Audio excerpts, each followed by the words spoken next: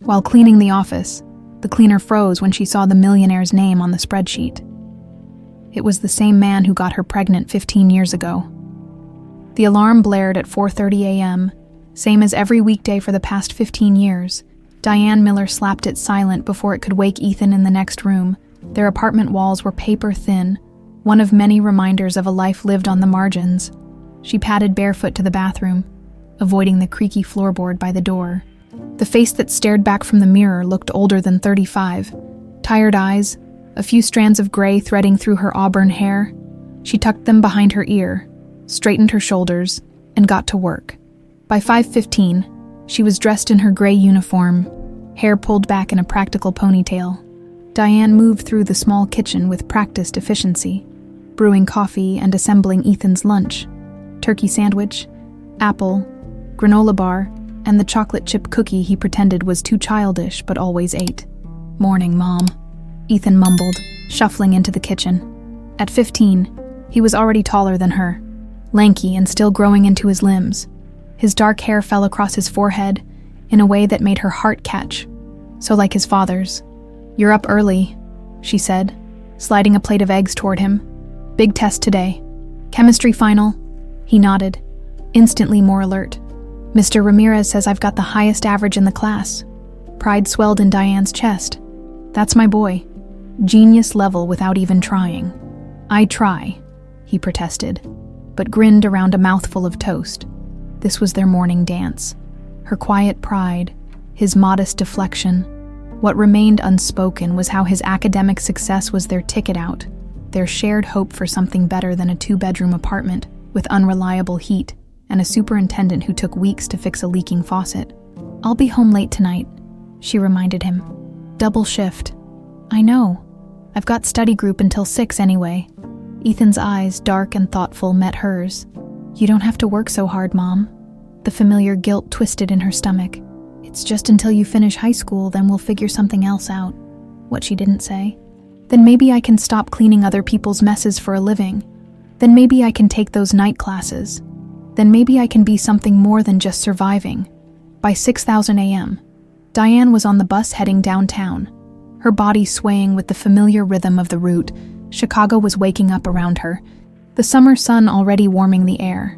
Through the smudged windows, she watched the neighborhoods shift from weathered brick buildings to gleaming glass and steel. Blake Industries occupied the top 15 floors of one of those steel monoliths. Diane had been cleaning there for 3 years now. After the previous company downsized and laid off their maintenance staff, the pay was better here, the benefits decent. Nobody bothered her much, which was exactly how she liked it.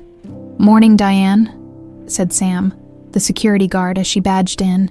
He was one of the few who bothered to learn her name. "Morning, Sam. How's the knee?"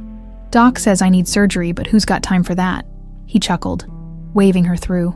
The cleaning staff room was buzzing with activity. 30 women and men preparing carts, checking schedules, downing last sips of coffee. Diane grabbed her cart and headed for the elevators. She was assigned to the executive floor this week, which meant earlier starts but easier work.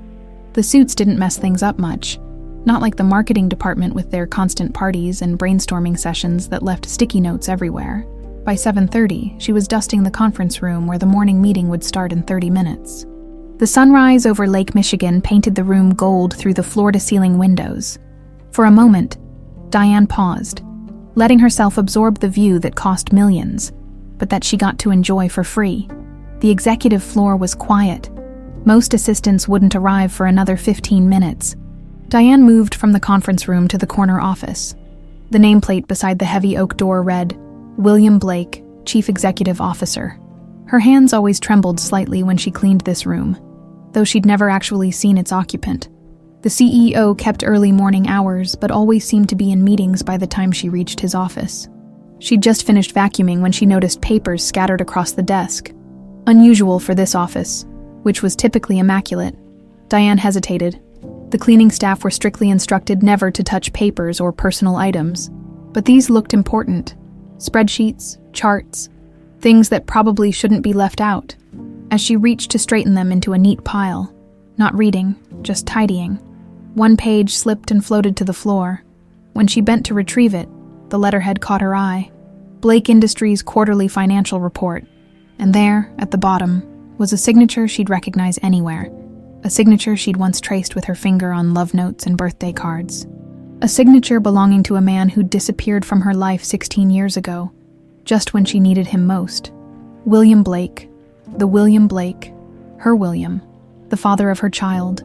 The floor seemed to tilt beneath her feet as 15 years of carefully constructed security crumbled. Diane gripped the edge of the desk, her vision narrowing to that signature. The same elegant scrawl, the same flourish at the end of the E. It couldn't be. And yet, she knew with bone-deep certainty that it was. The man whose office she'd been cleaning for months was the same man who'd made promises under summer stars, who'd given her the greatest gift of her life, and who'd vanished without explanation, leaving her alone and pregnant at 20. The distant ding of the elevator jolted her back to reality. Voices approached, assistants arriving, the day beginning. Diane shoved the paper back onto the desk and wheeled her cart out, barely nodding at the young woman who gave her a distracted smile as they passed in the hallway. In the sanctuary of the service elevator, Diane pressed her forehead against the cool metal wall and tried to slow her racing heart. What were the odds? What kind of cosmic joke was this? And most importantly, what the hell was she going to do now? 3 weeks after her discovery, Diane still hadn't figured out what to do with the knowledge that William Blake, her William, was the CEO of Blake Industries. She'd managed to swap floor assignments with Lucia, claiming a dust allergy that mysteriously only affected the executive level. It wasn't a permanent solution, but it bought her time. "Mom, you're not even listening," Ethan complained, waving a piece of paper in front of her face. Diane blinked, pulling herself back to their tiny kitchen table where dinner plates were pushed aside for homework.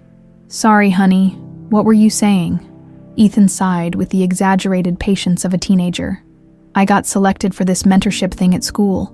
Only 5 students from the whole district." He slid the paper toward her. Diane's eyes skimmed the letterhead. Chicago Public Schools Exceptional Achievement Program, then landed on the partnership name that made her stomach drop. Blake Industries. What exactly is this? She kept her voice steady, years of practice hiding her panic. "It's huge, Mom. We get paired with executives for a summer program. Job shadowing, workshops, even college recommendation letters." His eyes shone with an excitement she rarely saw anymore. "And get this. It comes with a stipend like real money." Diane's mind raced. The odds of Ethan being paired with William had to be astronomical. Blake Industries had thousands of employees, dozens of executives. She was being paranoid. "When does it start?" she asked. "Next week. There's an orientation on Monday at their headquarters downtown." He grinned. "Pretty cool that you've already been cleaning there for years. Maybe you can show me around." Diane forced a smile. "That's not exactly how it works. I don't exactly hang out in the executive boardroom." I know. He rolled his eyes good-naturedly. "Still, it's like destiny or something, right? You working there all this time, and now I get this opportunity."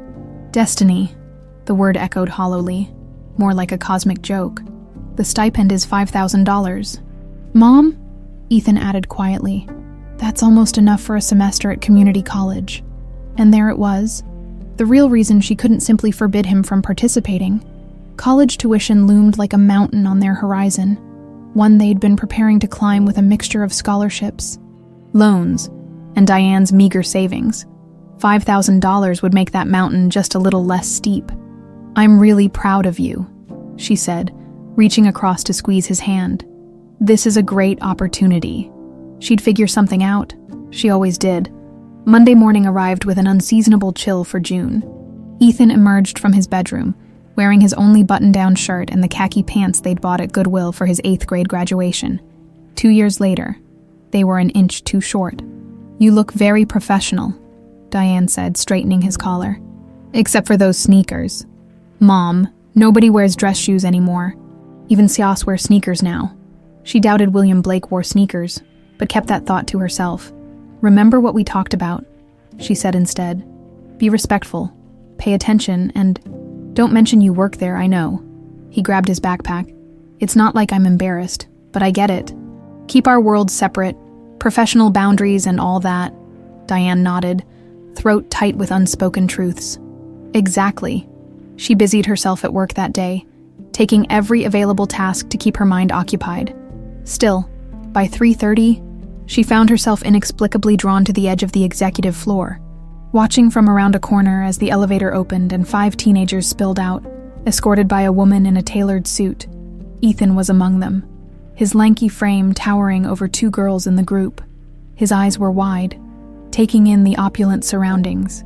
Diane's heart swelled and contracted simultaneously. Pride in her brilliant boy, fear of the collision course she couldn't seem to prevent. The group disappeared into the conference room. Diane meant to leave, to retreat to the safety of the lower floors, but her feet carried her to the supply closet across from the conference room instead. Through the sliver of the open door, she could see the proceedings. The woman was introducing a distinguished older man, not William, but someone Diane recognized as the chief operating officer. He welcomed the students warmly, explaining the program's prestigious history and their careful selection process. And then the door at the far end of the conference room opened, and William Blake walked in. 15 years had changed him, but not beyond recognition. His dark hair was threaded with silver at the temples now, his face more angular, shoulders broader beneath his impeccable suit. Success looked good on him, Diane thought bitterly. "I'd like to introduce our CEO. William Blake," the woman announced. "Mr. Blake personally oversees this program and will be meeting with each of you throughout the summer." The universe really was laughing at her now. William moved around the room, shaking hands with each student. When he reached Ethan, he paused, almost imperceptibly. Something flickered across his face. Confusion, recognition, before he smiled and clasped Ethan's hand. "Ethan Miller," her son was saying. "It's an honor to meet you, sir." "The pleasure is mine," William replied, his voice exactly as she remembered it. "Miller, you said." Ethan nodded, and Diane saw William's eyes narrow slightly before moving on. She pressed herself deeper into the closet as the meeting continued. William spoke about the company's commitment to education and opportunity, about his own journey from humble beginnings. Diane almost laughed aloud. Humble, right? The Blakes were Chicago royalty, old money with connections everywhere. As the meeting concluded, the students were assigned to their mentors. Diane held her breath. "Ethan Miller," the woman called. "You'll be working directly with Mr. Blake." Of course he would. Diane closed her eyes as the room spun around her. When she opened them again, William was talking to Ethan, his hand on her son's shoulder. The resemblance between them, side by side, was unmistakable. The same jawline, the same thoughtful furrow between their brows, the same way they tilted their heads slightly when listening. How could no one else see it?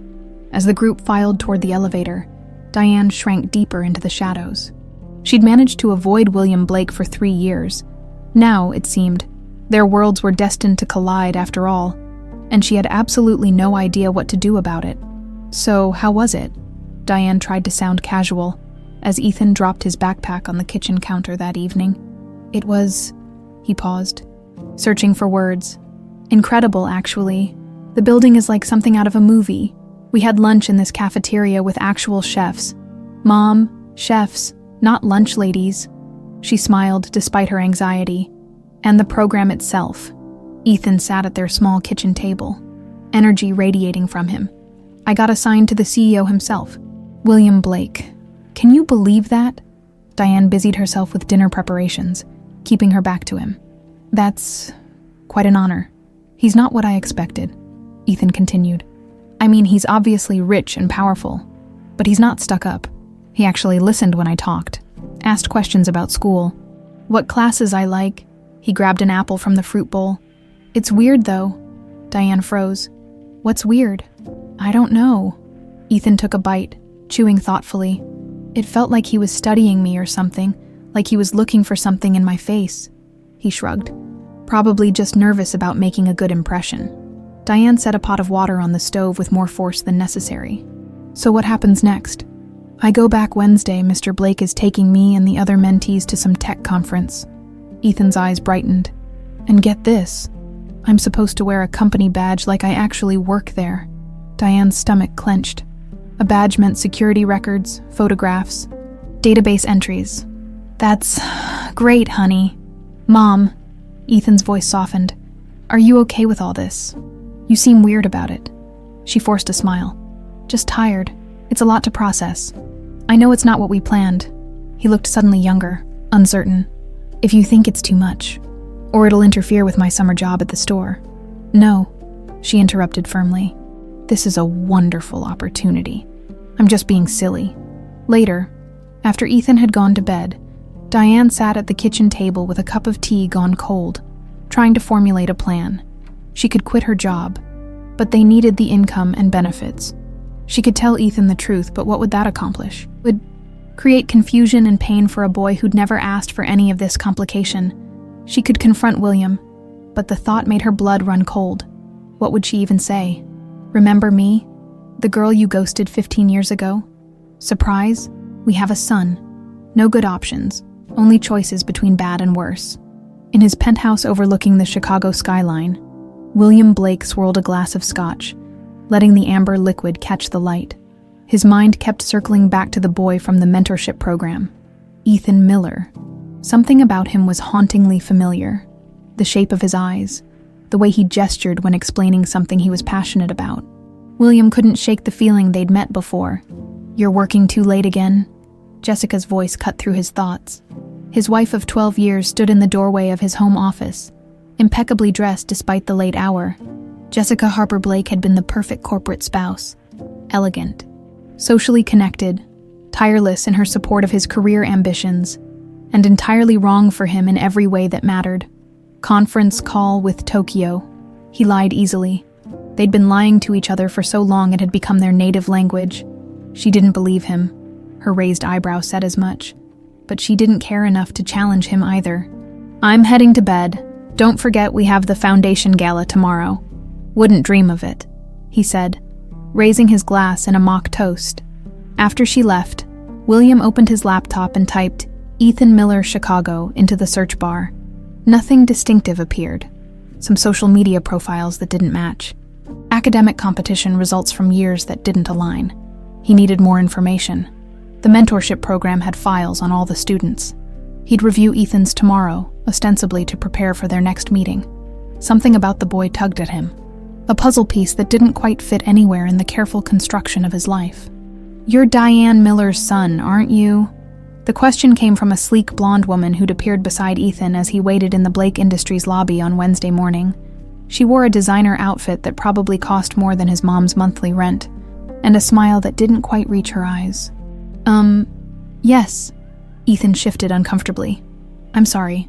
Do you know my mom? Jessica Harper Blake. She extended a manicured hand.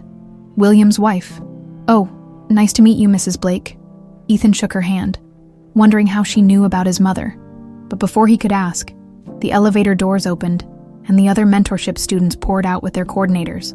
We'll chat again, Jessica said with that same cold smile, then disappeared toward the executive elevator bank.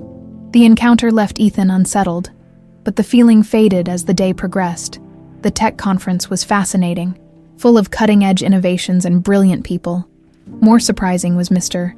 Blake's genuine interest in Ethan's opinions, asking what he thought of various presentations and actually listening to his answers. Over lunch at an upscale restaurant, where Ethan panicked briefly about which fork to use, Mr. Blake asked about his family. It's just me and my mom, Ethan said, carefully cutting his grilled salmon. No father in the picture. Mr. Blake's tone was casual, but his eyes were focused. Never met him. Ethan shrugged, the practiced nonchalance of a wound long scarred over. Left before I was born. Something flickered across Mr. Blake's face. Surprise, maybe even pain, before his expression smoothed again. That must have been difficult. My mom's amazing. She did everything herself. Ethan felt a surge of protective loyalty. She worked multiple jobs to give me everything I needed. She sounds remarkable. Mr. Blake's voice had softened. What does she do now? Ethan hesitated, remembering his mother's strange insistence that he not mention her job at Blake Industries. She works in building services for different companies. Mr. Blake nodded, seeming to accept the vague answer. The conversation shifted to Ethan's college aspirations, but he couldn't shake the feeling that something significant had just transpired. Diane was mopping the 36th floor when her phone vibrated with a text from Ethan. Mrs. Blake knows who you are. She approached me today. The mop handle slipped from her fingers, clattering to the floor. Fear, cold and sharp, sliced through her. If Jessica Blake knew who she was, if she'd connected the dots between Diane and Ethan, she needed to talk to her son immediately. But as she reached for her phone again, she noticed someone watching her from the end of the hallway. Jessica Blake herself, elegant in a white dress that made her look like an ice sculpture, stood observing Diane with calculating eyes. Slowly, deliberately, she walked toward her. "Diane Miller," Jessica said, her voice honey over steel. "I thought it was time we met properly. We have so much to discuss." Diane straightened, instinctively squaring her shoulders. After 15 years of running from her past, it seemed the past had finally caught up with her, and it was wearing 4-inch Louboutins. "We have nothing to discuss." Diane kept her voice steady, despite the panic rising in her chest. Jessica's perfect eyebrow arched. "Don't we? Your son looks remarkably like my husband. Perhaps that's worth discussing." "I don't know what you're talking about." Diane reached for her mop, desperate for something to hold on to. "Please, I'm not stupid, Diane." Jessica glanced down at her watch, a gesture that somehow managed to emphasize the vast difference in their positions. "William mentioned meeting a promising young student named Ethan Miller. I had your name in our employee database. Simple arithmetic." Diane's mind raced. How much did Jessica actually know? And how much was she guessing? "My son has nothing to do with your husband." "No," Jessica smiled thinly. "If that's true, you won't mind if William continues mentoring him then, building a relationship with him." Something in Jessica's tone, the casual cruelty, the implicit threat, ignited a protective rage in Diane. "Stay away from my son." "Or what?" Jessica's voice remained perfectly pleasant. "You'll quit, with those medical benefits your boy needs for his asthma medication. Or maybe you'll tell William the truth." She laughed softly. "Go ahead, see if he believes the cleaning lady over his wife." Before Diane could respond, Jessica's phone chimed. She glanced at it and sighed dramatically. "Board meeting. We'll continue this delightful chat another time." As Jessica clicked away down the hallway, Diane leaned against the wall, legs trembling. Jessica knew, or at least suspected, the truth about Ethan, and whatever game the woman was playing. Diane was certain of one thing. Jessica Blake was not someone to underestimate. William sat in his study that night, surrounded by old photos and letters he hadn't looked at in years. The mentorship program had stirred something in him. Memories he'd tried to bury, questions he'd stopped asking. Ethan Miller, 15 years old, no father, a determined single mother. The timeline fit too perfectly to be coincidence. William reached for the bottom drawer of his desk, unlocking it with a key he kept separate from the others. Inside was a small wooden box containing remnants of another life, ticket stubs, photographs, a delicate silver bracelet he'd never returned, and letters. Letters from Diane that his parents had supposedly forwarded to him during his hasty study abroad program in London, a program he now realized had been engineered specifically to separate him from a relationship they'd deemed unsuitable. He'd written to Diane too, heartbroken letters asking why she never responded, why she left town without a word. Letters his parents had assured him they'd send. Had they lied about that too? William's phone buzzed with a message from Jessica. Coming home late, foundation paperwork. He didn't bother responding. Their marriage had been a business arrangement from the beginning, the merger of two prominent Chicago families, cementing social and financial connections. He'd agreed to it in a fog of resignation after Diane's betrayal. Too emotionally exhausted to fight his parents anymore, William turned back to his computer and the background check he'd requested on Ethan Miller. "Standard procedure for the mentorship program," he'd told his security team. Nothing unusual about a CEO wanting to know more about the students under his guidance. The report was sparse. Honor roll student, debate team captain, part-time job at a local grocery store. Mother Diane Miller, 35, single. Employed by City Clean Services, the contractor that handled Blake Industries' janitorial work. Father, unknown, no name on birth certificate. One detail caught his attention. Ethan's birthday, November 12th, 2009. Almost exactly 9 months after William had last seen Diane. "Mom, why did Mrs. Blake know who you are?" Ethan cornered Diane the moment she walked through their apartment door. She'd been dreading this conversation all day. "I clean at Blake Industries, Ethan. I've probably been seen on security cameras. But she specifically asked if I was your son. Why would she care? Diane busied herself with taking off her coat, buying seconds to think. I don't know. Rich people are strange. You're not telling me something. Ethan's voice had that edge of teenage suspicion, the one that signaled he was no longer the little boy who accepted her explanations without question. It's nothing, really. She attempted a reassuring smile. How was the tech conference? Ethan hesitated, then allowed the subject change. Pretty amazing, Mr. Blake introduced me to the VP of Research and Development. She said they might have internship spots next summer. That's wonderful. Diane forced enthusiasm into her voice while her mind spiraled with possibilities. None of them good. He asked about you, Ethan said casually, watching her reaction. Diane froze. Me? Why would he ask about me? Just normal stuff. What you do if I live with both parents. Ethan shrugged.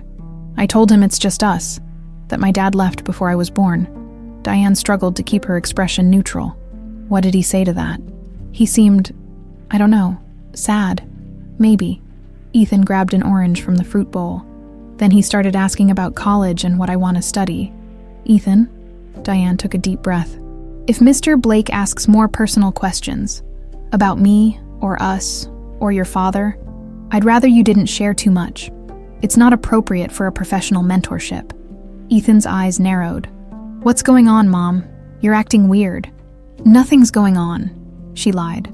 I just think there should be boundaries. Later, after Ethan had gone to bed, Diane dug out her own box of memories from the back of her closet. Inside were photos of a younger, carefree William, throwing his head back in laughter, eyes crinkled at the corners, arms slung around her shoulders on Navy Pier. She hadn't looked at these in years, couldn't bear to see the happiness she'd lost. Tucked at the bottom was the last letter she'd written him, returned unopened with, "No longer at this address." Stamped across the envelope, she'd sent it to his parents' home after his school mail stopped getting responses, desperate to tell him about the baby. How different would their lives have been if that letter had reached him? In his bedroom. Ethan wasn't sleeping either. He opened his laptop and typed, "William Blake family," into the search bar. Hundreds of results populated the screen. Charity galas, business announcements, society pages. He clicked on an image from a fundraiser 5 years earlier. William and Jessica Blake stood smiling for cameras, the perfect power couple. But it was the older couple beside them that caught Ethan's eye. William's parents. According to the caption, the resemblance between William and his father was strong, the same resemblance Ethan saw every morning in his own mirror. A wild, impossible thought began to form in his mind. He dismissed it immediately. His mother would have told him something that important, wouldn't she? Yet the seed of doubt had been planted, and Ethan found himself scrolling through more photos, searching for answers in the faces of strangers who suddenly seemed disturbingly familiar. William couldn't sleep. His conversation with Ethan kept replaying in his mind, each detail adding to his growing suspicion. At 3 a.m., he found himself in his home office again, staring at the timeline he'd pieced together. He needed answers, but not from Diane. Not yet. There was someone else who might know the truth. Morning found him driving to Lake Forest, to the stately colonial home where he'd grown up. His parents had officially retired to Palm Beach, but his mother still spent summers in Chicago, tending to her beloved garden and maintaining her social obligations.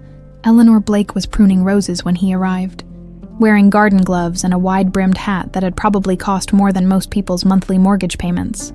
"William," she brightened, surprise and pleasure in her voice. "What brings you here on a weekday? I need to talk to you." His tone must have conveyed his seriousness because her smile faltered. "Of course, darling, let's go inside."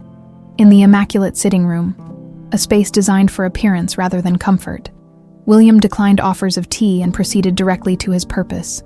"I need to know what happened with Diane Miller 15 years ago." Eleanor's hand paused midway to her teacup. "Diane Miller, that's a name I haven't heard in years. The exchange student you sent me to London to escape from." "We didn't send you to escape from anyone, William." Eleanor's voice took on the practiced smoothness she used at difficult charity board meetings. "We provided an opportunity for international education that has clearly benefited your career. Stop it." "Mother," William leaned forward, "I'm not 20 anymore. I deserve the truth." Eleanor studied him for a long moment. "Why now, after all these years?" I've met someone who made me question what I thought I knew. Fear flickered across Eleanor's face. What do you mean you've seen Diane? Not exactly. William watched his mother carefully. I've met her son, 15-year-old son to be precise. The teacup clattered against its saucer. I see. Do you? Because I've been doing the math, and there's a very distinct possibility that boy is my son. Eleanor set the teacup down entirely, a tremor in her hand. William, whatever you're thinking, did you intercept her letters to me? The question had been burning inside him for days. Did she try to tell me she was pregnant? It was a long time ago. These details. Yes or no, Mother? Eleanor's posture stiffened. We did what was necessary to protect you from a relationship that would have derailed your entire future. You were 20 years old, for heaven's sake. That's not an answer. Yes. The words seemed dragged from her. There were letters. Your father handled it. Handled it? William's voice rose. What does that mean? Did he pay her off? No, she refused money, actually. A flicker of something, respect, crossed Eleanor's face. She had principles. William stood, too agitated to remain seated. So I have a son I never knew about because you and Dad decided I wasn't entitled to make my own choices. You have a wonderful life. William, a successful company, a suitable wife, all the things we wanted for you. All the things you wanted, he corrected. Where are they? The letters. Eleanor hesitated. In your father's study, the locked cabinet behind his desk. William was already moving. His father's study remained unchanged since his death 3 years ago, a shrine to Robert Blake's methodical organization. The key was where it had always been, in the small Japanese box on the bookshelf. The cabinet contained folders meticulously labeled by year. William found 2009 easily. Inside were 5 envelopes addressed to him in Diane's handwriting. 4 had been opened. The 5th, postmarked September 2009, remained sealed. With shaking hands, he slid it open. William, this is my last attempt to reach you. I've called, written, even gone to your parents' house where your mother turned me away at the door. I don't understand why you've cut me off completely, but I have to tell you this one thing, even if you never respond. I'm pregnant. The baby is yours, and I'm keeping it. I don't want anything from you. Not money, not promises. I've accepted that whatever we had is over, but this child deserves to know who their father is. If you want to be known, I'll be at the coffee shop where we met on October 15th at 7 p.m. If you don't come, I'll understand that you want no part in this child's life, and I'll never contact you again. Diane William sat heavily in his father's chair, the letter trembling in his hands. 15 years. 15 years of a son's life he'd missed because of his parents' interference. We thought we were doing what was best for you. His mother stood in the doorway, her voice uncharacteristically tentative. Best for me. He looked up, a lifetime of anger compressed into those 3 words. You decided I shouldn't know I had a child. She was a cleaning girl from the wrong side of town. Eleanor's chin lifted defensively. Your father, don't blame this on Dad. William stood. You were equal partners in this theft. Theft. That's rather dramatic. What would you call stealing 15 years with my son? Eleanor paled. You don't know he's yours. Not for certain. I know enough. William gathered the letters, tucking them into his jacket pocket. The question is, what do I do with this information now? Diane received the call at work, her heart stopping when she saw Blake Industries' executive office on her caller ID. Ms. Miller, this is Andrea Collins, Mr. Blake's assistant. He'd like to meet with you this afternoon regarding a building services matter. Diane's mouth went dry. I'm not the floor supervisor, that would be... Mr. Blake specifically requested you, Ms. Miller, 3 o'clock in his office. The phone clicked before Diane could form a response. This was it. The moment she'd been dreading for weeks. William knew, or at least suspected. Perhaps Jessica had told him. Or worse, perhaps Ethan had somehow discovered the truth and confronted him. She considered running, grabbing Ethan and disappearing again, starting over somewhere new. But they'd tried that once before, and it had only bought them borrowed time and a lifetime of looking over their shoulders. No, she was done running. At precisely 3 o'clock, Diane stood outside William's office door, still in her gray uniform, hair pulled back in its practical ponytail. She'd debated changing, but decided against it. She wasn't here to impress anyone. Ms. Miller, A sleek woman, Andrea presumably, nodded toward the heavy wooden door. "You can go right in." William stood at the window, silhouetted against the Chicago skyline. When he turned, the shock of seeing him up close after 15 years nearly buckled Diane's knees. He'd aged well, distinguished now rather than boyishly handsome, but unmistakably the same man who'd once been the center of her world. His eyes widened slightly as he took her in, and she wondered what he saw. The girl he'd known, or the weary woman she'd become. Diane. Her name and his voice unlocked a flood of memories she'd fought to keep contained. "Mr. Blake." She kept her tone neutral, professional. "Your assistant said you wanted to discuss a building services matter." He gestured to a chair. "Please sit." She remained standing. "I prefer to stand. Thank you." Always stubborn. A ghost of a smile touched his lips. "Some things don't change." Diane crossed her arms. "What do you want, William?" He reached into his jacket and pulled out an envelope, placing it on the desk between them. "I found this today, along with others like it." Diane recognized her own handwriting immediately. The letter, her final desperate attempt to tell him about their child. "Where did you get that?" Her voice barely registered above a whisper. "My parents had it, they had all of them." His eyes held hers. "I never knew, Diane. About the baby. About Ethan. I never knew." Diane stared at William, her mind struggling to process his words. "You never knew," she finally managed, disbelief evident in her voice. "No." William's eyes held a pain that seemed genuine. "My parents intercepted your letters? They told me you'd left town suddenly? That you wanted a clean break?" Diane gripped the back of the chair, suddenly needing its support. "I wrote to you for months. I called. I even came to your house. I was in London by then. A study abroad opportunity that materialized overnight." Bitterness laced his words. "Orchestrated by my parents." Apparently, the world tilted beneath Diane's feet. For 15 years, she'd carried the weight of William's abandonment, his choice to discard her and their unborn child. That anger had fueled her through sleepless nights, through financial struggles, through the loneliness of raising a child alone. What if it had all been based on a lie? "Why would they do that?" she asked, though she already knew the answer. "You know why. You weren't from the right family, the right background." William ran a hand through his hair, a gesture so familiar it made her chest ache. "God, Diane, if I had known, would it have made a difference?" The question escaped before she could stop it. "Of course it would have." His voice was firm, certain. "He's my son." Reality crashed back around her. "No, he's my son. The son I raised alone for 15 years while you built your empire and married your perfect society wife." "That's not fair," William protested. "I didn't know." "And now that you do," Diane challenged, "what exactly are you planning to do with this information?" William looked genuinely confused. "I want to know him, Diane. I want to be part of his life. It's not that simple. I know it's complicated, but does Jessica know?" Diane cut him off. A shadow crossed William's face. "Not yet. I wanted to speak with you first." "Well, she suspects." She approached Ethan, then confronted me. Diane straightened, protective instincts flaring. "I don't want my son caught in the crossfire of your marriage." "Jessica and I," William hesitated. "Ours isn't a conventional marriage." "Spare me the details of your arrangement." Diane moved toward the door. "I need time to process this and to figure out how to tell Ethan." "You haven't told him." William looked surprised. "That his father is the CEO of the company where I scrub toilets?" "No, that hasn't come up in conversation." William flinched at her harshness. "I'd like to be there when you tell him." "Absolutely not." Diane's protective instincts surged. "I'll tell him my way, in my time. He's my son too, Diane.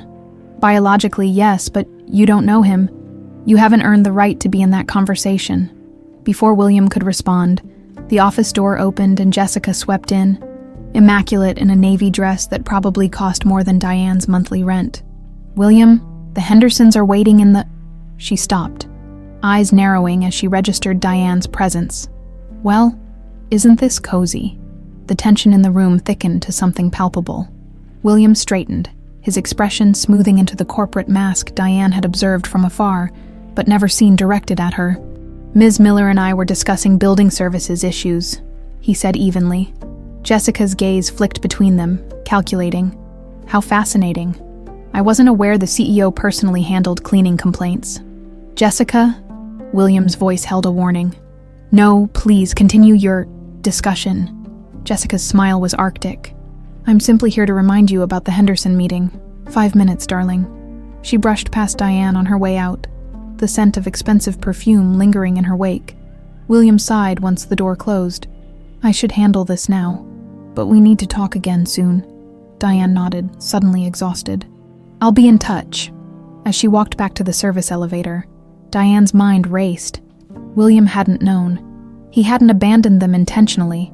The realization shook the foundations of the narrative she'd built her life around, and now everything was about to change. You're spending a lot of time with the Miller boy, Jessica observed that evening. Swirling her wine glass, William looked up from his laptop. He's part of the mentorship program. Yes, but you've taken a special interest in him. Jessica's eyes were sharp. One might almost say a paternal interest. William stilled. What are you implying? Oh, William. Jessica laughed lightly. I'm not blind. The boy is practically your clone. Those same soulful eyes, that same habit of running his hand through his hair when he's thinking. She set her glass down. He's yours, isn't he? There was no point in denying it. Yes. And the cleaning woman, his mother, she's the college girlfriend. The one your parents saved you from. My parents didn't save me from anything, William said tersely. They interfered in my life and kept my child from me. Jessica studied him coolly. What are you planning to do about it? I don't know yet. Get to know him, establish a relationship, and our marriage. William met her gaze directly. Our marriage has been a business arrangement from the beginning, Jessica. We both know that. A very profitable arrangement, she reminded him. My family's connections opened doors that made Blake Industries what it is today. I'm aware. Just so we're clear, Jessica stood gracefully. I have no intention of becoming the discarded wife. Whatever relationship you develop with the boy, our public image remains intact. William watched her walk away, struck by the complete absence of emotion in her negotiation. No anger, no jealousy, just the cold calculation of assets and liabilities. Had they ever loved each other, even at the beginning? He turned back to his computer, where Ethan's file was open. The boy was brilliant. His academic record showed consistent excellence despite attending underfunded public schools. William felt a surge of pride, followed immediately by profound regret for all the years he'd missed. Ethan found his mother distracted that evening, moving around their small kitchen with unusual clumsiness, dropping utensils and forgetting ingredients. You okay, Mom? He asked, catching the salt shaker before it hit the floor. Fine, just tired. She smiled weakly. How was your day? Pretty amazing, actually. Ethan couldn't contain his excitement despite his concern for her. Mr. Blake took me to meet the engineering team. They showed me the prototypes they're working on for next year. Diane's smile tightened. That's wonderful. He asks a lot of questions about you, Ethan said casually, watching for her reaction. Her wooden spoon stilled over the pot of pasta. What kind of questions? Just stuff about our family. Where we lived before? What you do for fun? Ethan shrugged. It's kind of weird, actually. Diane turned to face him, her expression serious. Ethan, there's something I need to tell you about Mr. Blake. Ethan's heart raced. Was she finally going to confirm what he'd begun to suspect? But before she could continue, her phone rang. She glanced at the screen and her face paled. I need to take this, she said, stepping into her bedroom. Ethan stood in the kitchen, frustration and confusion warring within him. Whatever his mother had been about to say, he knew it would change everything. He just didn't know if he was ready for it. How dare you call me at home? Diane hissed into her phone, closing her bedroom door to keep Ethan from overhearing. We need to talk. Jessica's voice was cool and collected on the other end. About your son and my husband. There's nothing to discuss. Oh, I think there is. Jessica paused. I've hired someone to look into your past, Diane. Someone very thorough. Diane's blood ran cold. Are you threatening me? I prefer to call it due diligence, before the situation gets out of hand. William already knows, Diane said, taking small satisfaction in the brief silence that followed. Does he? Jessica recovered quickly. And what does he plan to do with this revelation? That's between William and me. Let me be clear. Jessica's voice hardened. I will not allow some cleaning woman and her bastard son to threaten what I've built. The Blake name means something in this city. Fury surged through Diane. Don't you ever call my son that again? Meet me tomorrow, the Lakeview Cafe at 10. We'll discuss terms. Terms for what? For your silence, of course. Jessica sounded almost bored.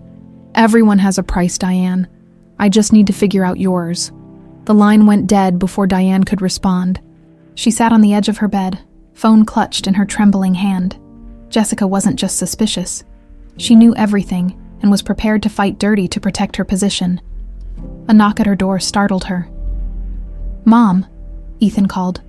The pasta's boiling over. Diane took a deep breath, pushed Jessica's threats aside, and opened the door. Sorry, honey, that was work. Ethan's eyes narrowed slightly, but he didn't press. They finished making dinner in relative silence, Diane struggling to act normal while her mind raced through increasingly dire scenarios. She had to tell Ethan the truth, and soon, before someone else did. The next morning, Diane sat at a corner table in the upscale Lakeview Cafe, feeling conspicuously out of place among the ladies who lunched. She'd taken a personal day, something she rarely did, but this situation demanded her full attention. Jessica arrived precisely at 10, turning heads as she glided through the restaurant. She slid into the chair across from Diane with practiced grace. Thank you for coming, she said, as if this were a friendly catch-up between colleagues. Let's skip the pleasantries, Diane replied. What do you want? Jessica signaled to a waiter, who appeared instantaneously. Sparkling water? Please, and for you. She looked at Diane with polite expectation. Just coffee. After the waiter departed, Jessica opened her designer handbag and withdrew a manila envelope. I believe in being direct. Inside is a cashier's check for $250,000. Diane didn't touch the envelope. And what am I supposed to do for that money? Take your son and relocate, preferably to another state. Jessica's smile never reached her eyes. A fresh start. Isn't that what single mothers always want? You can't be serious. I'm entirely serious. The money comes with 2 conditions. First, you sign an NDA preventing you from ever claiming William as Ethan's father.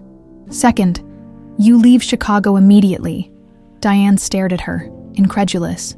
You expect me to take my son away from his home, his school, his friends, and prevent him from ever knowing his father, for money. It's a generous offer, enough for a down payment on a nice house somewhere, perhaps a college fund. Jessica leaned forward. Be sensible, Diane. William may be curious about the boy now, but eventually, the novelty will wear off. He isn't father material. You don't know the first thing about William, Diane said quietly. Jessica's perfectly manicured nails tapped against her water glass. I've been married to him for 12 years. I know him better than you ever did, and yet you're terrified he'll leave you for the cleaning lady. Diane couldn't resist the small dig. Jessica's composure slipped for just a moment, her eyes hardening. This isn't about William leaving me. This is about protecting Blake Industries from scandal. Do you have any idea what would happen to the company's stock if this became public? William's parents may have made mistakes, but they were right about one thing. You don't belong in his world. The words stung. Resurrecting old insecurities Diane thought she'd buried long ago. The memory of Eleanor Blake turning her away at the door, telling her she wasn't suitable for her son, flashed vividly. I'm not after William or his money, Diane said firmly, but Ethan deserves to know his father, and William deserves to know his son. Such nobility. Jessica's voice dripped with condescension. It would be admirable if it weren't so transparent. What's that supposed to mean? Jessica closed her handbag with a decisive snap. You've played the long game, Diane. 15 years waiting for just the right moment to drop your little bomb. Well played, truly. Diane stood abruptly. This conversation is over. Consider my offer carefully before you decline, Jessica warned.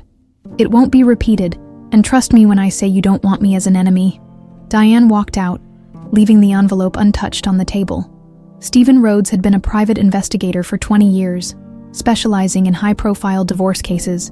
Jessica Blake had hired him 6 days ago to dig into Diane Miller's past. Now, sitting in his cramped office, he scrolled through the final report he was preparing. The basics were straightforward.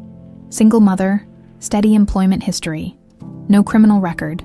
The boy was an excellent student with no disciplinary issues. But what had caught his attention was the timing.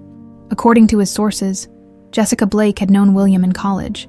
They'd moved in the same social circles, which meant she would have known about his relationship with Diane Miller. Rhodes pulled up an old photograph from a charity gala in 2008 in the background, barely visible but unmistakable. Jessica Harper, as she was then, watching William and Diane with an expression that could only be described as calculating. A little more digging had uncovered something even more interesting. Phone records showing calls between Jessica and William's parents around the same time William had been abruptly sent to London. Rhodes leaned back in his chair, considering the implications. Jessica hadn't just married William after Diane was out of the picture. She'd helped engineer Diane's removal. His phone rang. Jessica Blake's number flashed on the screen. "Do you have the report?" she demanded without preamble. "Almost finished," he replied. "There are some interesting connections I've uncovered." "What kind of connections?" Rhodes hesitated. His loyalty was supposed to be to his client, but something about this case left a bad taste in his mouth. "Perhaps we should discuss this in person." "I don't have time for that. Email me what you have now." "Mrs. Blake, there's something you should know about your own involvement." "My what?" Her voice turned to ice. "I think you've misunderstood your assignment, Mr. Rhodes. You were hired to investigate Diane Miller, not me." "Of course." He backpedaled smoothly. "I'll send what I have immediately." After hanging up, Rhodes stared at his screen. Jessica Blake had hired him to find dirt on Diane Miller, but he'd accidentally uncovered something much more damaging. Evidence that Jessica herself had conspired with the Blakes to separate William from Diane 15 years ago, knowing full well Diane was pregnant. The question now was, what should he do with this information? Diane spent the day in a daze, Jessica's threats echoing in her mind as she mechanically cleaned office after office. She'd returned to work despite taking a personal day, needing the routine to ground her while her world threatened to spin out of control.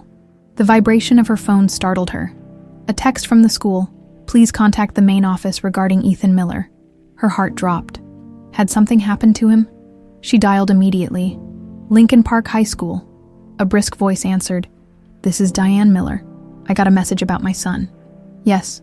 "Mrs. Miller, Ethan left campus without permission after lunch. He hasn't returned for his afternoon classes." "That's impossible," Diane said automatically. "Ethan has perfect attendance. I understand your concern, but the fact remains that he's not here. We've tried calling his cell phone, but he's not answering." Diane thanked the secretary and hung up. Panic rising. Ethan had never skipped school in his life. Something was very wrong. She called his phone repeatedly as she changed out of her uniform, straight to voicemail every time. Where would he go? His friends would be in school. He didn't have relatives in Chicago. Then it hit her. Blake Industries. William was reviewing quarterly projections when his assistant buzzed. "Sir, there's an Ethan Miller here to see you. He doesn't have an appointment, but he's quite insistent." William's heart jumped. "Send him in immediately." Ethan burst through the door seconds later, flushed and breathing hard like he'd run the whole way. His normally composed demeanor was gone, replaced by raw emotion that made him look younger and more vulnerable. "Ethan, is everything all right?" William rose from behind his desk. "Are you my father?" The question exploded from the boy, hanging in the air between them. William froze. "What?" "I did the math. Mom was with someone right before I was born. You keep asking about her. About me. And we look alike. Everyone sees it." Ethan's voice cracked slightly. "Just tell me the truth. Are you my father?" The moment William had both dreaded and longed for had arrived without warning. He wasn't prepared. Hadn't discussed this with Diane. Had no idea how to navigate this delicate terrain. But looking at his son's face, so much like his own, he couldn't bring himself to lie. "Yes," he said quietly. "I am." Ethan stumbled slightly, grabbing the back of a chair for support. Despite his suspicions, the confirmation seemed to hit him physically. "Does my mom know you know?" William nodded. "We spoke recently, yes. And were you ever going to tell me?" Anger flashed in Ethan's eyes. "Or were you both planning to keep playing this weird game where you pretend to be my mentor while secretly being my father?" "Ethan, it's complicated." "Don't." Ethan cut him off. "Don't tell me it's complicated. Tell me why you abandoned us." "I didn't abandon you," William said firmly. "I didn't know about you until very recently." Ethan scoffed. "Right. You had no idea Mom was pregnant when you disappeared." "That's exactly right. My parents sent me to London suddenly. They intercepted your mother's letters telling me about you." William gestured to the chair. "Please, sit down. Let me explain." Ethan remained standing. "So you're saying this is all your parents' fault? That they kept you from knowing about me against your will?" "Yes." William moved toward him, desperate to make him understand. "If I had known about you, everything would have been different." "Different how?" Ethan's voice was bitter. "You would have stayed with Mom, married her instead of Mrs. Blake." "Somehow I doubt that." "I loved your mother," William said, surprised by how easily the admission came, how true it still felt after all these years. Ethan stared at him, searching his face for signs of deception. "Then why did you never try to find her, even years later?" "I thought she'd left willingly. My parents told me she'd moved on, wanted nothing to do with me." William ran a hand through his hair, a gesture Ethan himself often made. "I was young and hurt, and believed them." The door to William's office swung open without warning. Jessica stood in the doorway, taking in the scene with cool assessment. "I see the big reveal has happened," she said, stepping into the room. "How touching." "This isn't the time, Jessica," William warned. She ignored him, turning to Ethan. "Has he told you the whole story yet? About how your mother tried to trap him with a pregnancy?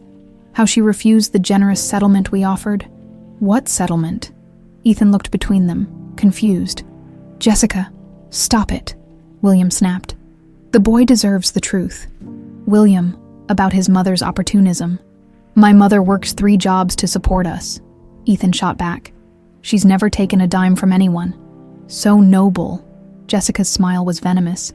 "Did she also tell you she's been lying to you your entire life? That she kept you from knowing your father?" "That's enough," William's voice thundered through the office.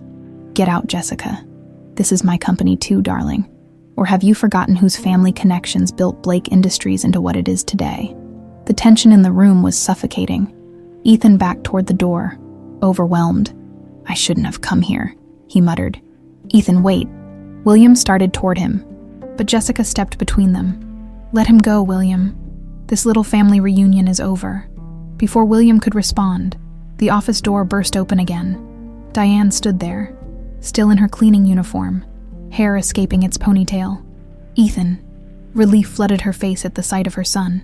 Then she registered William and Jessica, and the tension crackling between them. "What's happening here?" "Mom," Ethan's voice was hollow. "Were you ever going to tell me the truth? That he's my father?" The color drained from Diane's face. She reached for him, but Ethan stepped back. 15 years, Mom. 15 years of lies." "I was protecting you," Diane pleaded. "From what? From knowing who I really am. From having a father." Tears filled Ethan's eyes. "Did you hate him so much that you'd rather I grew up without a dad?" "No, Ethan, that's not." But Ethan was already pushing past her, running for the elevator. Diane moved to follow, but William caught her arm. "Let me," he said. "Please." Their eyes met, years of hurt and confusion suspended between them. Then Diane nodded once, and William rushed after his son. Jessica observed the exchange with cold fury. "This is going to destroy everything we've built." "No." Diane turned to her, shoulders squared despite her exhaustion. "This is going to destroy everything you've built on lies." The two women faced each other, adversaries across a battlefield 15 years in the making. While somewhere in the building, a father raced to reach his son before it was too late. William caught up to Ethan at the lobby security desk, where the guards had stopped him from leaving, due to company protocol for unaccompanied minors. "Ethan, please," William said, slightly out of breath. "Don't leave like this." "Let go of me," Ethan demanded, though William hadn't touched him. The lobby security guard, Sam, who greeted Diane every morning, looked between them uncomfortably. "Everything okay here, Mr. Blake?" "Fine, Sam. This is my—" William hesitated. "This is Ethan Miller." Understanding dawned on Sam's face as he registered the resemblance between them. "I see, sir. Should I call Mrs. Miller down?" "No need." Diane's voice came from behind them. She'd taken the stairs rather than wait for the elevator. her face flushed with exertion. "Ethan, please, we need to talk." "Now you want to talk?" Ethan laughed bitterly. After 15 years of lies, people in the lobby were beginning to stare. William placed a gentle hand on Ethan's shoulder. "Not here. Let's go somewhere private." For a moment, William thought Ethan would shrug him off, but something in the boy's posture shifted. Resignation, perhaps, or simple exhaustion, and he nodded once. "My car's outside," William said quietly. "We can go to my house." "No," Diane cut in firmly. "No more mansions or offices or places where one of us has power over the others. Neutral ground." William nodded, understanding her concern. "Lincoln Park, by the pond where we used to feed the ducks." Surprise flickered across Diane's face that he remembered. "Fine." The drive to the park was painfully silent. William's driver kept glancing in the rearview mirror, clearly sensing the tension. Ethan stared out the window, arms crossed, while Diane sat rigidly beside him, hands clasped in her lap. William sat across from them, acutely aware of how his expensive suit contrasted with their more modest clothing, one more symbol of the gulf between their lives. At the park, William instructed his driver to wait, and the three of them walked to a secluded bench overlooking the pond. Families with strollers passed by. Elderly couples fed the ducks. Joggers wove around them, life continuing as normal while their world imploded. "I don't even know where to start," Diane finally said, breaking the silence. "How about with why you never told me the truth?" Ethan's voice was quiet but strained. "All these years, watching other kids with their dads, you let me believe mine didn't want me." "I thought he didn't," Diane admitted. "I thought William knew about you and chose to stay away. And I thought your mother had moved on without me," William added. "My parents told me she'd left Chicago, that she didn't want to be found. So everyone's been lying to everyone," Ethan concluded bitterly. "Great." William leaned forward. "Ethan, I need you to understand something. If I had known about you, if my parents hadn't hidden your mother's letters, I would have been there from the very beginning." "You can't know that," Ethan challenged. "You were young, about to take over a company. Maybe you would have sent money but stayed away." "No," William's voice was firm. "I loved your mother. When she disappeared from my life, it nearly destroyed me. Finding out I had a child with her." He shook his head. "I would have moved heaven and earth to be in your life." Diane's eyes shimmered with unshed tears. "William, it's the truth, Diane." He met her gaze steadily. "You know it is." A tense silence fell between them. Ethan looked between his parents, seeing for the first time the lingering connection that still bound them together despite years of separation. "There's more you need to know," William continued, turning back to Ethan, "about why our family was separated. It wasn't just my parents who interfered." "What do you mean?" Ethan asked. "Jessica, my wife. She was involved too. She helped orchestrate the separation." Diane frowned. "How do you know that?" "Because I hired a private investigator the moment I suspected Ethan might be my son." William pulled a folder from his jacket. "This arrived an hour before Ethan showed up at my office." He opened it to reveal photographs from college, phone records, witness statements, a paper trail revealing that Jessica had worked with William's parents to separate him from Diane after learning of the pregnancy. "She was obsessed with me in college," William explained. "When she found out your mother was pregnant, she saw an opportunity. She convinced my parents that the scandal would ruin our family name, that I was being trapped by a gold digger. I never wanted his money," Diane said fiercely. "Never. I know that now." William's voice softened. "But my parents were easily convinced. They'd never approved of our relationship. Jessica presented herself as the sensible alternative, the appropriate choice. By the time I returned from London, heartbroken and convinced you'd abandon me, she was there to pick up the pieces. So you married her," Ethan concluded. "It was a business merger more than a marriage," William admitted. "The Blake and Harper families united. It made sense at the time. And now?" Diane asked softly, before William could answer. His phone buzzed. He glanced at it and his expression darkened. "Jessica's calling an emergency board meeting. She's trying to have me removed as CEO." "Can she do that?" Ethan asked, momentarily distracted from his anger by this new development. "She can try. Her family owns significant shares, And she's convinced some board members that I'm mentally unfit due to family stress. William stood. I need to get to that meeting. Go, Diane said. Ethan and I have more to talk about anyway. William hesitated, torn between his company and his newly discovered family. This isn't over, the three of us. We have a lot to figure out. One crisis at a time, Diane said with a hint of her old pragmatism. William nodded, then impulsively reached out and squeezed Ethan's shoulder. I meant what I said. I would have been there, after William left.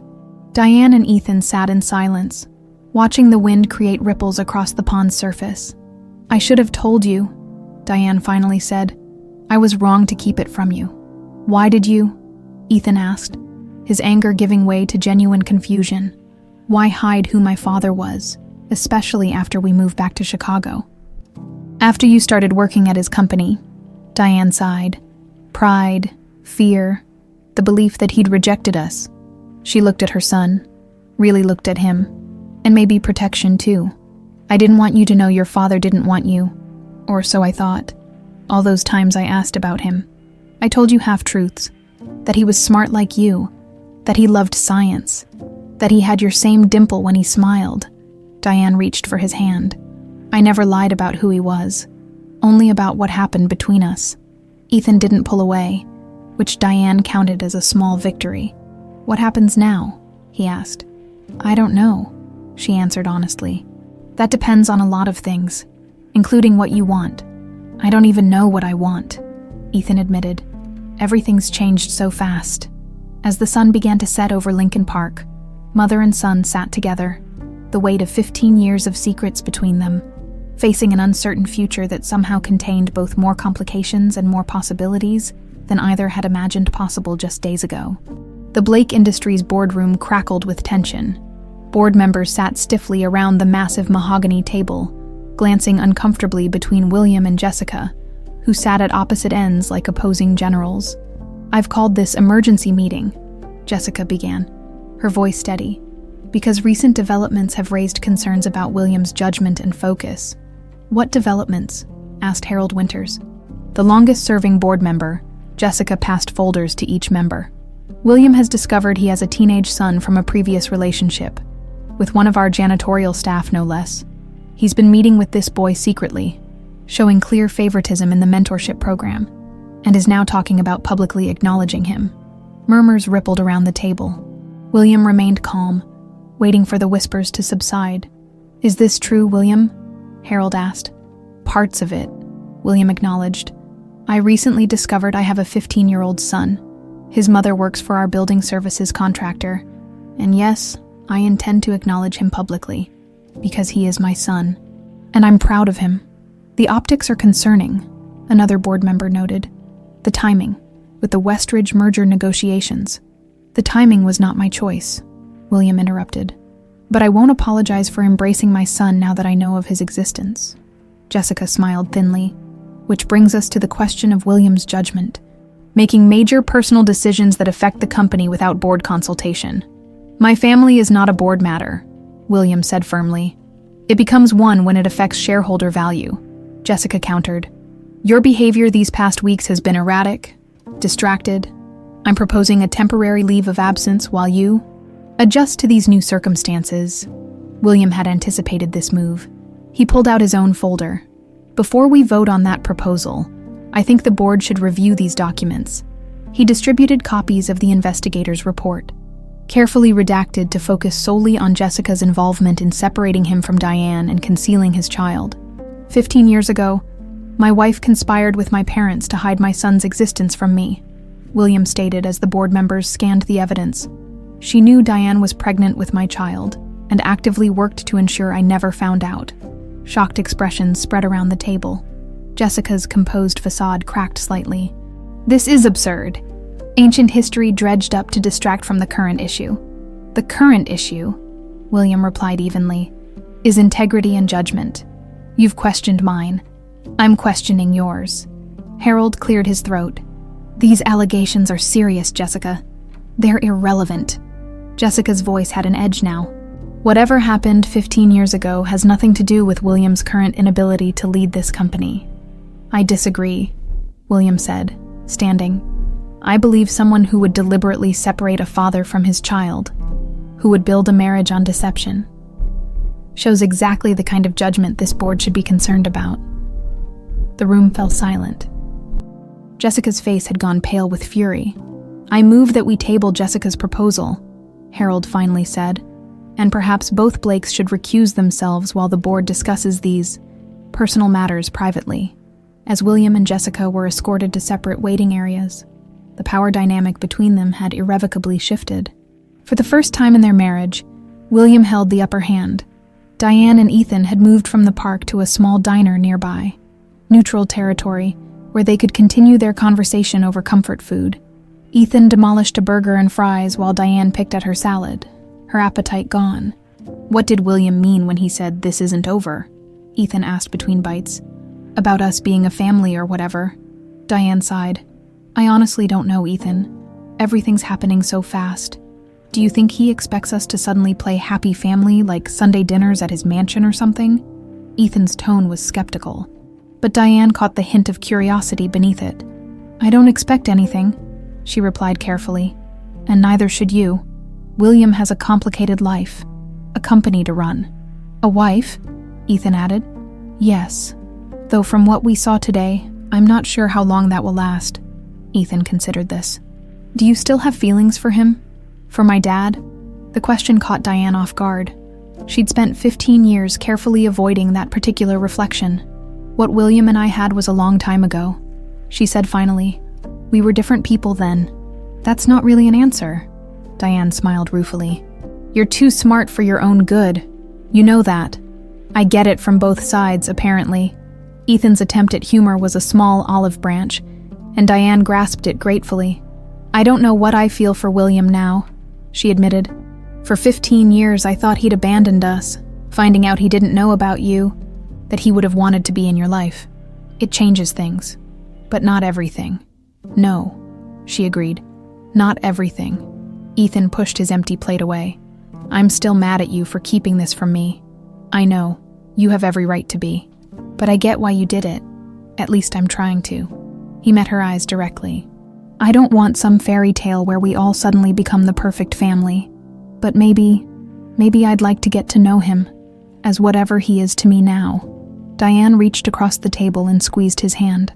"I think he'd like that very much." 3 days later, Diane found herself in an unfamiliar position. Sitting in William's home office in his Lincoln Park mansion, having been invited there for a conversation she'd been both dreading and anticipating. The house was elegant but warmer than she'd expected.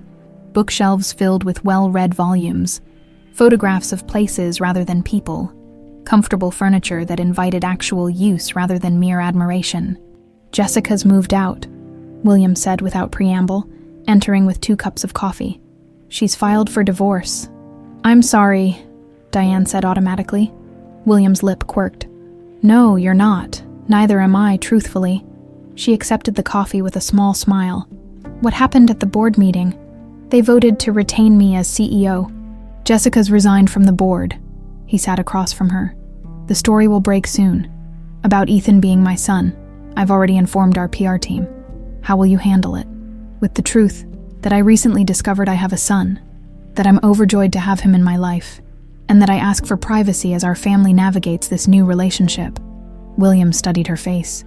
"If that's acceptable to you," Diane nodded slowly. "Ethan and I talked. He'd like to get to know you." Relief washed over William's features. That's more than I dared hope for." "He has conditions," Diane warned. "He doesn't want special treatment. No lavish gifts. No pulling strings at school.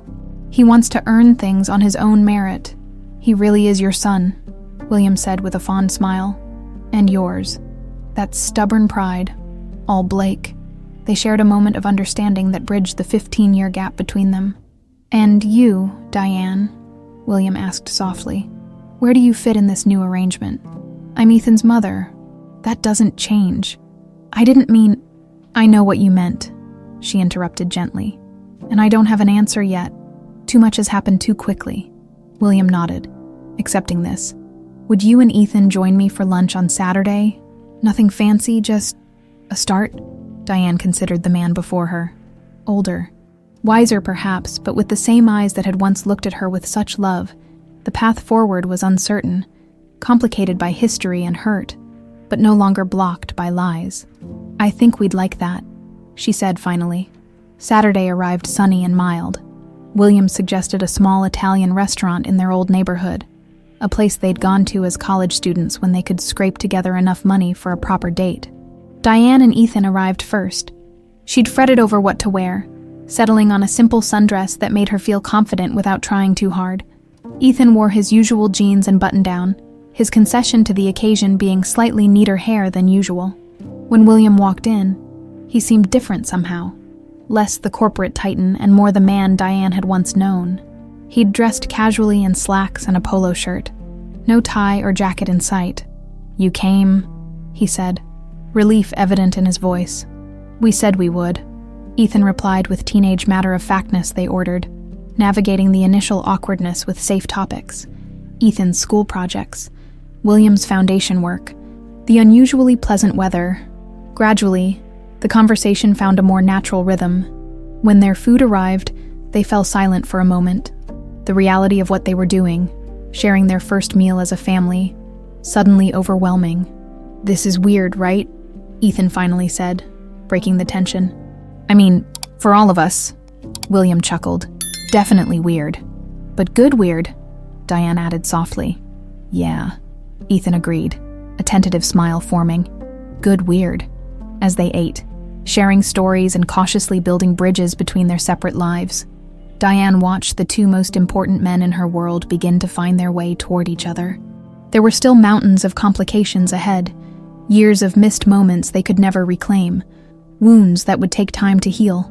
But sitting there, in that moment of simple connection over pasta and breadsticks, she allowed herself to believe that what her heart had always known might actually be true, that despite everything, the love that had created Ethan had never really died. It had just been waiting for the chance to begin again.